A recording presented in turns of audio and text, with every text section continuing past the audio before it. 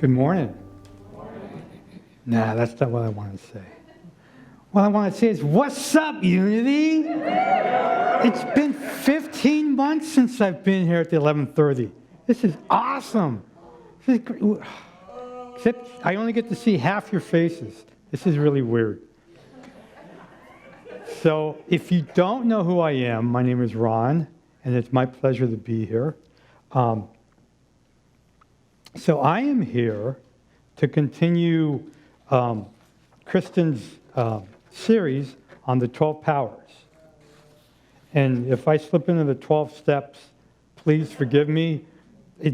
That's been part of my life for over 30 years, so it may be it's not Freudian, it's just a slip. But anyways, so we're here to talk about love today. Is that cool? After all this time, I get to stand here and talk to you about love. That's awesome. Now, Kristen talked in the first 2 weeks in this series about faith and strength. And so I get to talk about love. So let me tell you what, within the 12 powers, how unity describes love. It's like this. So love is represented by the Apostle John. And their definition goes like this. The attracting, harmonizing, unifying faculty of the mind. It is the constructive building force of spirit. It is our power to comprehend oneness. Located in the heart center, which is behind the heart. And the color is pink. That doesn't surprise anybody, does it? And it is linked with the other powers of wisdom and understanding, and I'll talk about that later. Now, the number 12, as Kristen has talked about, is a very powerful number in the whole spiritual world. Right? I mean, in the Bible, you got the 12 tribes and other stuff. And these 12 powers are aligned kind of with the chakras. And so, are there 12 chakras? Anybody know? Okay, cool. Well, there are. So there you have another 12. But for me, like I mentioned earlier, the 12 steps has been part of my life. And what the 12 steps has done has prepared me to bring into consciousness my 12 powers, right? These 12 abilities. And John, can you put up the slide of the list of 12 powers? Thank you. So we have all of these. You may not know it, and if you know it, cool. If you don't know it, cool, because they are there. All right? One of the aspects about love that I really want to talk about today is that we are love. Right? We are God or oneness. Right? So when somebody says God's love, it sounds like a possession, like God has something, right? What we believe here in Unity is that God is love, right? So there is no love to give, right? So Charles Fillmore says that God does not love anybody or anything. God is the love in everything and everybody, right? So and as humans, we learn the term unconditional love, right? Which means that we give our love to somebody without condition, which means that we get love from somebody without condition. Sometimes that's not true, right? And sometimes that's not true from people who we really want love from, right? But it's not theirs to give because it is them. And so what happens is when we become conscious of us being loved, we are expressing the God or the oneness within us, right? So imagine the world without love. The world would be flat. It would lack expression. It would be uninspiring. But the most the worst part of this, it would keep us from being who we are, right? Without love, there wouldn't be any Einstein. Without love, there wouldn't be any Beethoven. Without love, there would be no Monet. Without love, there'd be no Joe Montana or Led Zeppelin, right? Because all of these folks shared one thing. They had love for that passion within them. And they were so good at what they did because that was their expression of God, of the oneness, right? Whether you like Led Zeppelin or Beethoven, you got to admit those two people brought a lot of joy to people, right? Whether you love Shakespeare or Spike Lee, right? They brought joy to people, right? And it's because they were expressing themselves, which, in other words, they're expressing their love or their God within them. So for me, so there's this book that I really like and recommend. It's called Power Up. It's by Paul Hasselbeck and Sarah Holton, two Unity ministers, and it talks about the 12 powers, what they like to call the 12 abilities, right? And so their definition of the power of love is this. Love is the ability to feel attraction for, desire, attract oneself to harmonize and unify based on ideas, truth, principles, and laws that are divine in nature. All right? Well, here's an example. I was sitting back there last Sunday listening to Kristen talk about the power of strength. And I love the 12 powers. And I said, I want to do that. I said, I'm going to call her this week and see if I can do a Sunday lesson about one of the powers. I wanted to do zeal. If any of you know me, you know zeal fits, right? And I never got a hold of her this week, but guess who called me yesterday about 9:30 a.m.? Right? Kristen, and she wanted me to talk this morning. So it's not that I attracted, I didn't make Kristen get a cold, right? And so her and Brentley have to stay in the house so I can do this, right? It was my expression. I like being up here. Some people call that being a ham. But I can't help it. I love being up here talking about oneness. I like it. This is what I do. Some people would be scared to death if they had to do a talk like this within a 24-hour notice. You know, but then some people, like Carrie and I were talking earlier, it's like if someone called her up to do music within 24 hours, it would flow because that's what she does, right? And whatever you do, if somebody called you up at a moment's notice, and you would say yes, you know, because that's our expression, right? That's our expression of God. That's who we are.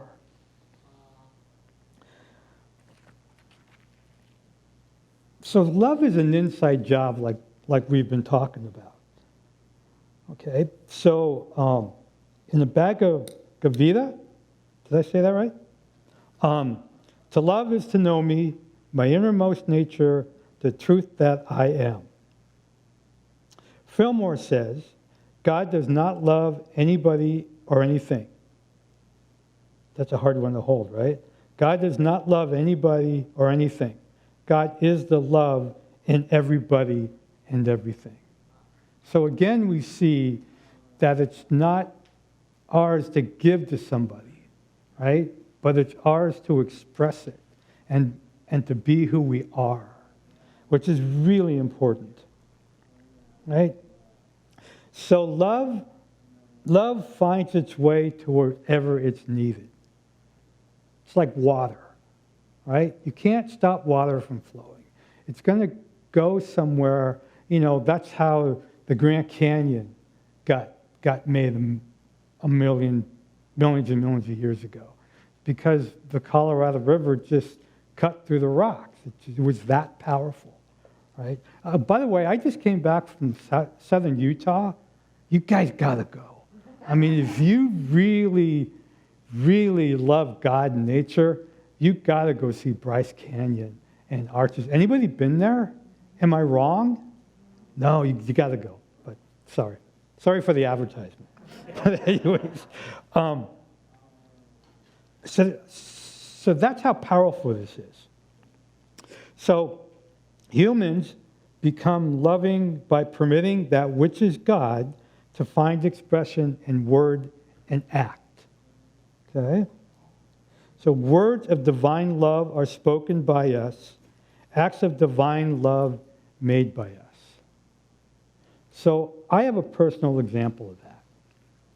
So back in November of 2019, my best friend of 50 years made his transition. And we were able to have his memorial the first or second weekend of March of 2020. You know what happened right after that? Yes. So we don't get to see anybody. But at the memorial, as I was hugging his daughter Amy, who has 2 boys, as I'm hugging her goodbye, I said, I want to watch you boys grow up. And she said, you will. And also, since Ron made his transition, I've been saying I want to be the conduit of his love toward his family. Okay, so I don't want to be my love. I want to be a conduit of Ron's love so they know it. So about a month ago, middle of June, we got the opportunity to spread Ron's ashes at up in Lake County where we went camping as kids. And Amy was there, his daughter, and his 3 stepkids. And Amy's family, Eric and her husband and her 2 boys. And Jacob's like 4 or 5. He's the oldest grandson, and Theo's 2. He's the second boy. And I've got to see them once. Maybe I went to visit them right before the pandemic, and I've seen them at a couple family gatherings with a bunch of people. So we're at Pewter Creek, where we went camping last month, and we're sitting down doing nothing. You know how when you go camping, you do nothing, right? And if you do something, you read a book, but that's about it. So this is what happened that afternoon. John, can you share that with us? So that's Jacob, right? Now, like I said, I only saw him a couple times. He really doesn't know me. But out of nowhere, he just climbed up on my lap, right? And I tried to hold a conversation with him, and he didn't want to talk. He just wanted to sit there, right? And so his mother was shocked. His dad was shocked because he doesn't do this, right? But that's that expression of love. That's what I hold it to, right? Is that I was being a conduit of what, because it wasn't. I do have an ego, but it wasn't involved in this at all, right? And so that's what I mean by expressing yourself, and then that love. That's how it attracts things to us, right? That are important to us. It's not about. I mean, if I chased him around the camp and tried to put him on my lap, I don't think that would have worked. No, but this did. And it was just a really heart-warming and confirming moment, right? And I'm sure you've all have experienced something like that. When you let go of your ego, right? And you just be who you were meant to be, right? And you let that love flow. Right? That's the really cool part of all of this. So let's get back to the lesson part of this talk. Okay. So when we use our 12 powers, John, can you put the list back up, please? Thank you. When we use our 12 powers, we don't use one at a time. All right? So let's take love. Let's see if you use love without wisdom, right? How would that look if you were chasing somebody who you thought was your love but really wasn't?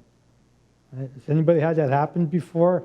That they're trying to get somebody, even though they know it's not a good thing to do, right?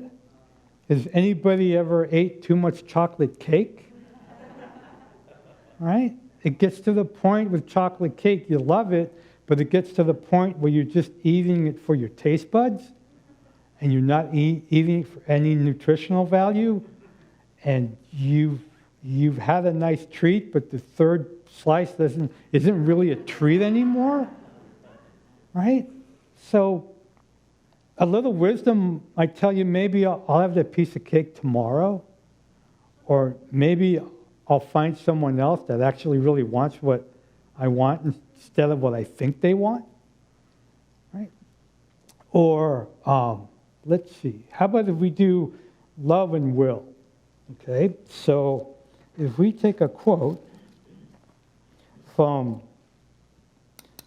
Maya Angelou, she says, "Love recognizes no barriers. It jumps hurdles, leaps fences, and penetrates walls to arrive at this destination full of hope."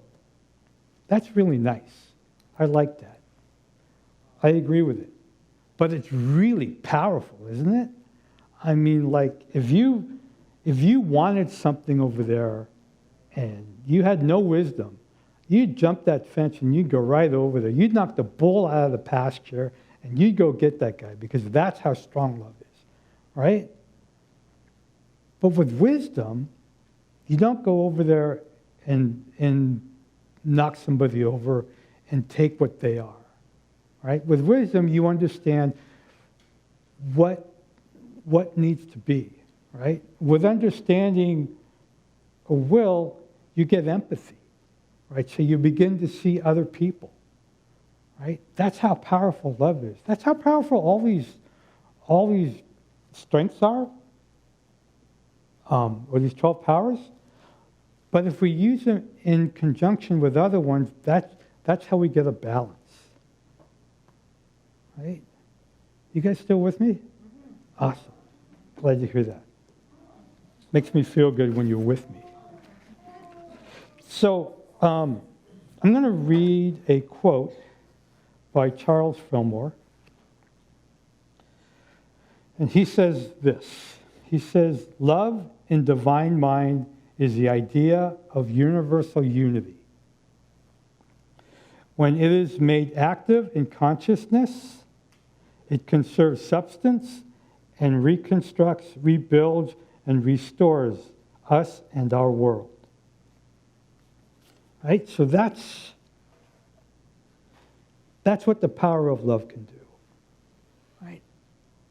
You have that power within you. Right? You have that power.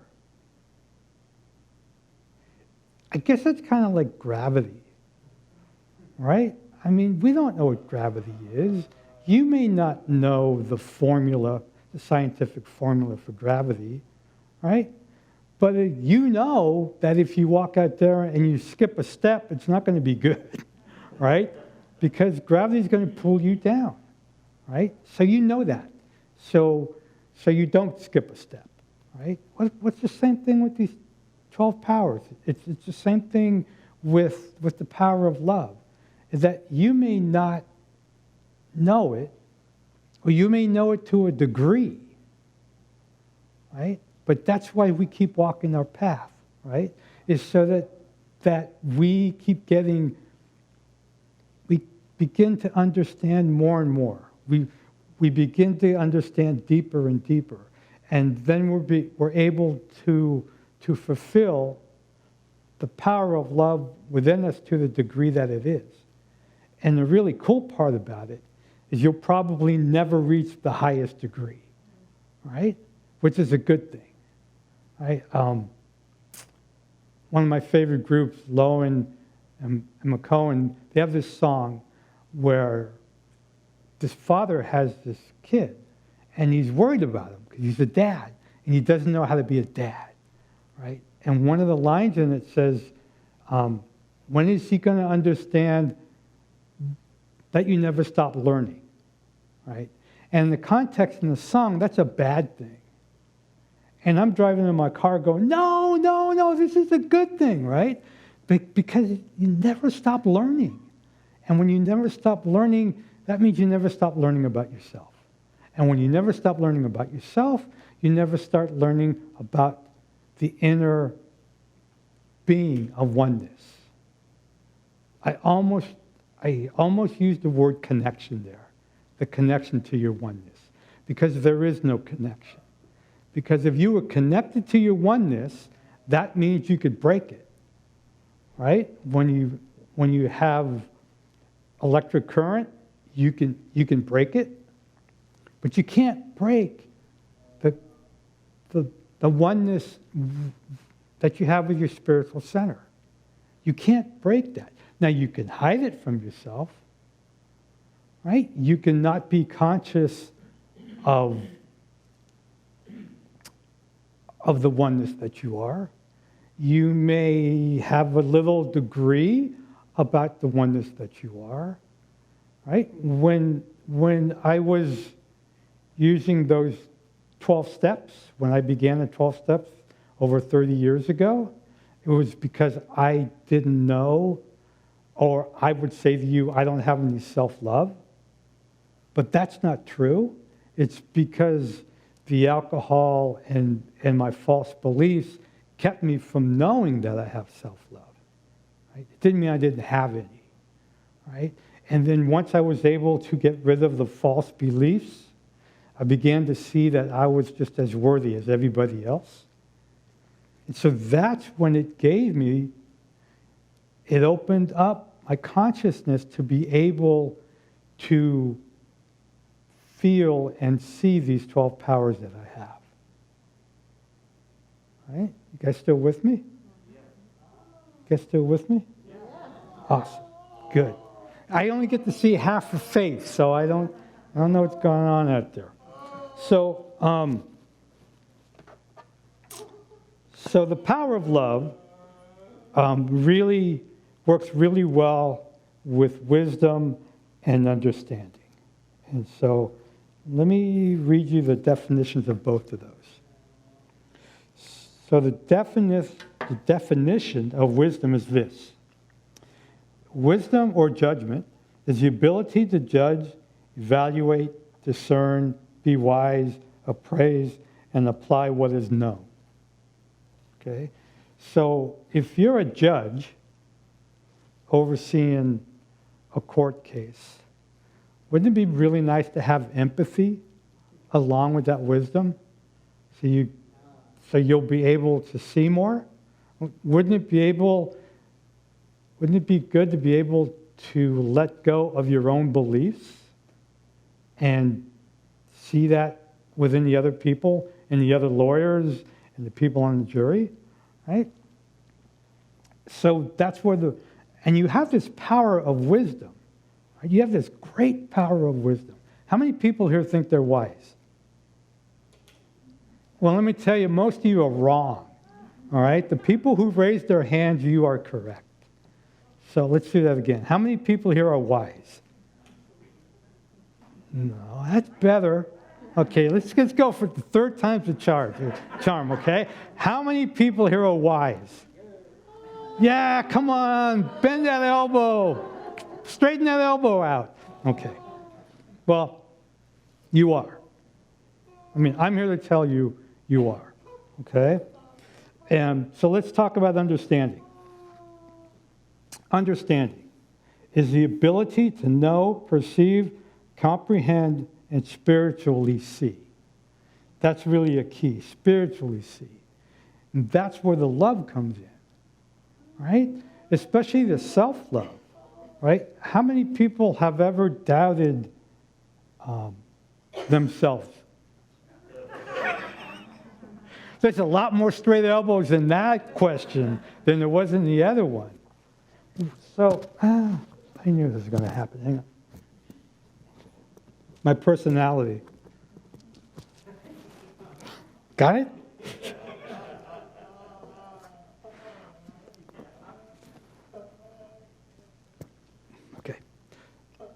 Where was I? Oh yeah, you guys are great. That's where I was. So you can see how love fits in with will and understanding. It's not only that it gives you empathy, right? But love also gives you an insight to yourself, right? And if you love yourself, and I'm not saying you don't love yourself. Please don't take that. But there's a degree of loving yourself that allows you to go like this, I'm wise, instead of maybe I'm wise, right? There's that degree of self-love that keeps you from that. And so if you love yourself enough, then you'll believe that you're understanding, right? If you love yourself enough, then you'll believe that you're wise, right? If you love yourself enough, then you believe you're talented, right? And so that's what these powers are about. They're about showing us who we are as God. And I don't believe in the word sin, because sin just means you make a mark. You missed the mark, you missed the bullseye, you made a mistake.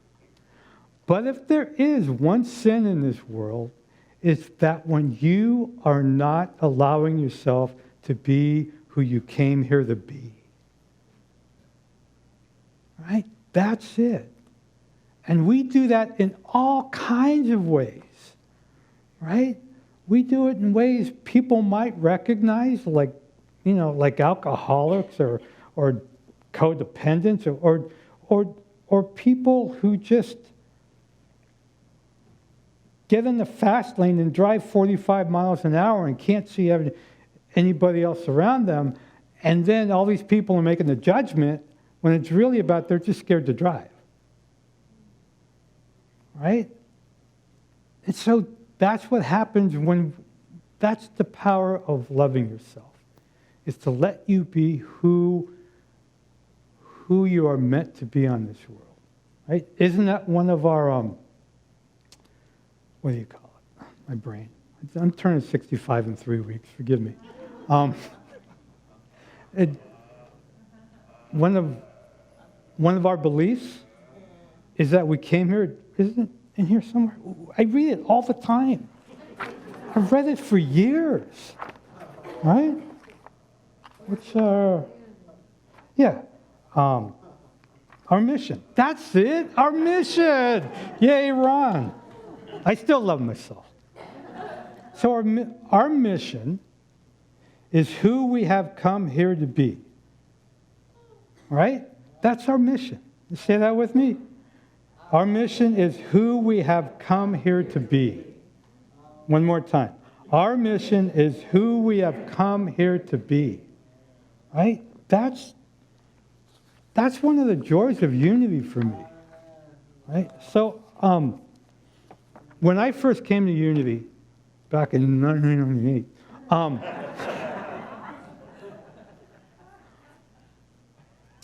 I came from a religious background of Catholicism, and then I moved over to baptism. And I don't know how they say that. But anyways, so, that's what I grew up with. And then I come to Unity. And I loved what Unity was saying. But it seemed kind of new wave-ish or maybe kind of hippie-ish. The happy clappy church. All right? And then about 6 months into it, I was, just coming every week and listening, this revelation happened. And there was no guilt or shame. My whole life, God came, my foundation of God and of Jesus was guilt and shame.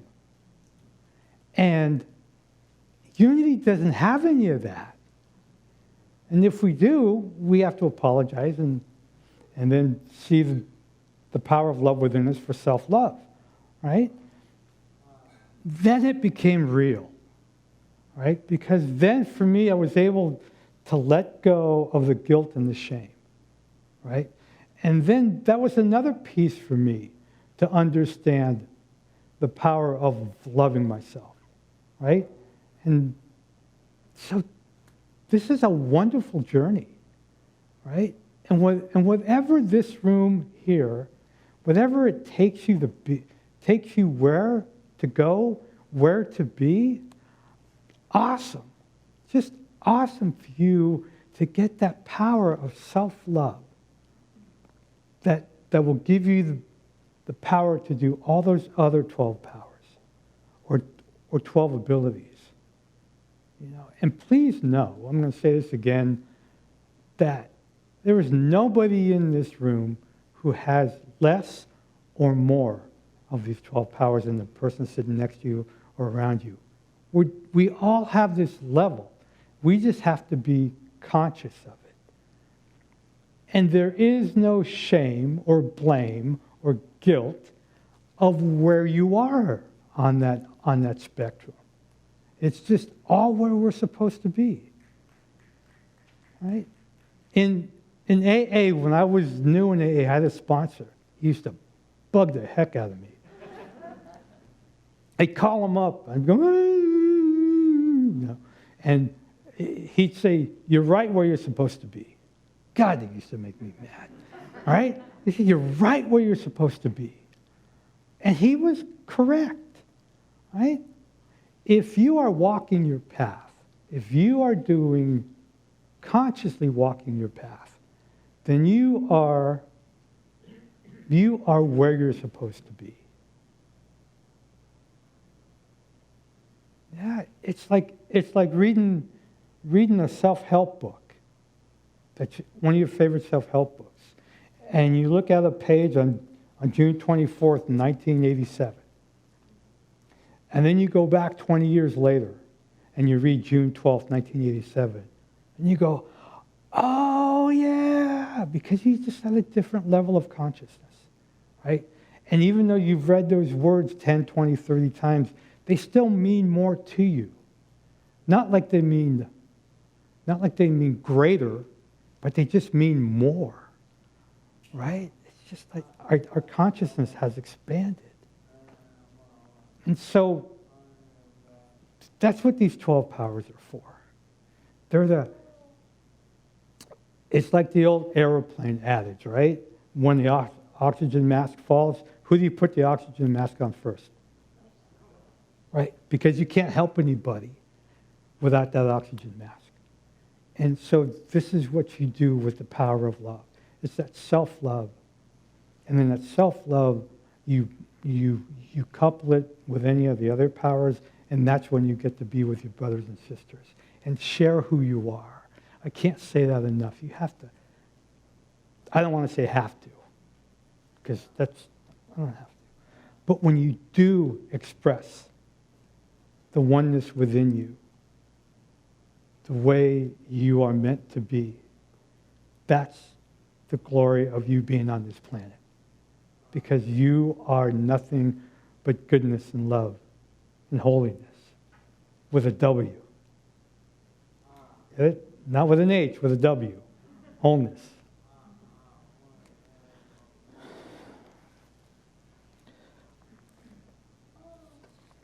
So I just want to finish up with the readings here. As Casey and Danae were reading,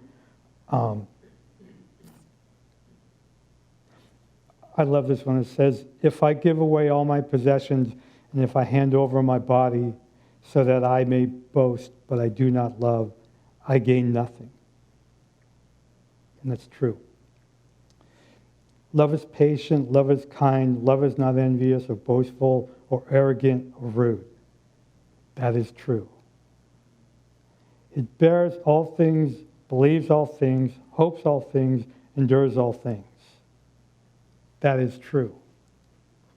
The caveat for me is not by itself, right? Love is these things when we add the other 12 powers, the 12 abilities to it, right? Because it's a combination. I mean, we've all been in situations where love does not bear all things, where love does not believe all things, where love does not have hope in all things. Right? I mean, unity folks have been through the ringer, or else you wouldn't be sitting here, right? At some point in your life, right? I mean, and so I'm not saying that these aren't true, because they are. We just have to incorporate the wholeness of who we are to let these things be true about love. And so I just want to close with these 3 words. Yes, Mario! Good job!